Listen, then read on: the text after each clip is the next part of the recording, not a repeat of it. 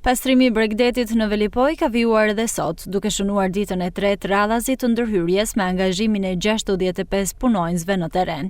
Aksioni po realizohet përmes një bashkëpunimi të përbashkët institucional mes Bashkisë Shkodër, Drejtorisë së Shërbimeve Publike, Drejtorisë së Mirëmbajtjes së Objekteve Publike dhe ndërmarrjes rajonale të ujësjellësit. Ndërhyrja synon ruajtjen e pastërtisë dhe përmirësimin e imazhit të Velipojës si një destinacion i rëndësishëm turistik gjatë të gjithë vitit. Vazhdon puna, ka 3 ditë që po punojmë për pastrimin e komplet mbetjeve që ka zjarr deti.